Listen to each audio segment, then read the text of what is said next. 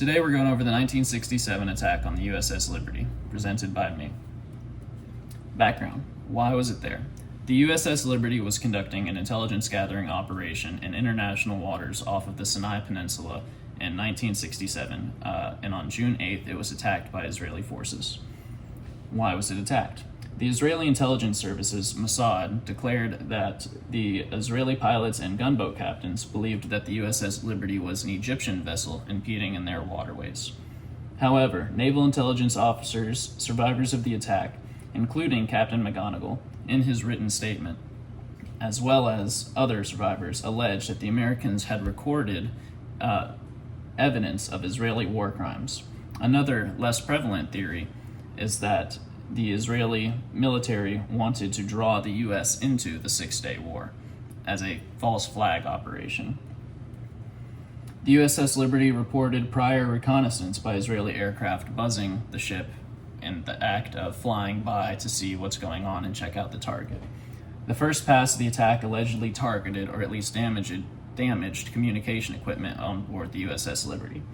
Survivor testimony from the NSA investigation highlights the claim of an intense saw-like jamming signal that preceded the attack by mere minutes. A torpedo was aimed, fired, and detonated at the SIGINT, or Signals Intelligence Area, compartment which housed all communication and intelligence personnel. This single torpedo strike killed 25 working U.S. cryptologists. Why not? The U.S. Liberty was in international waters and clearly flying a large American flag, as well as having its U.S. Navy-issued ID number painted on the side as all U.S. Navy boats do. Certain NSA officials, as well as almost all U.S. Navy survivors of the incident, allege that the attack was deliberate. Multiple hails across all used radio frequencies, signal flags that would have been clearly visible to both Israeli pilots and Israeli gunboats, as well as claims from survivor James Eanes and other testimonies that the attack only stopped once the USS Liberty received confirmation that their distress signal had reached other U.S. forces. Devastation. Throughout the attack, 34 U.S. crewmen were killed, with 171 injured. That's 70% of the 293 crew on board. Over 800 holes appeared in the hull of the vessel, including one over 39 feet in length. 3 major fires due to incendiary rounds broke out across the vessel. All life rafts that were able to be launched were shot or bombed by Israeli forces. The ship did not go down, however. It made it to a nearby port where the U.S. Navy decided it was too expensive to repair. The NSA's SRH-256 report, Attack on the USS Liberty, emphasized a definitive timeline of events, and that was their goal, to figure out what exactly happened without a bias, including the recon, initial attacks, napalm attacks, as well as the gunboat torpedo attacks. This investigation also goes into detail over the government claims of mistaken identity versus the possibility of a deliberate attack and government cover-ups without making any final assessment, as well as the death toll, injuries, and damages caused by this event.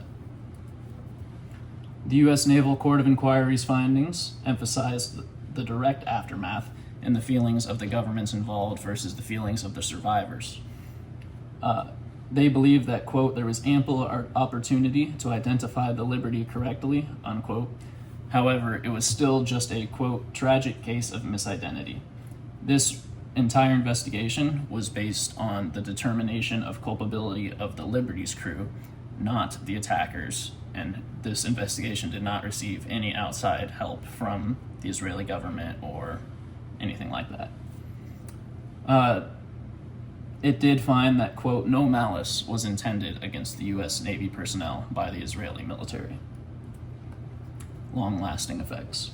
When attempting to look at this event through a modern lens, Charles K. Ebinger's article, The Attack on the USS Liberty, Lessons for U.S. National Security, was very helpful in showing that the U.S. and Israel have always worked together with their governments to smooth out their relations, sometimes for good, sometimes for bad.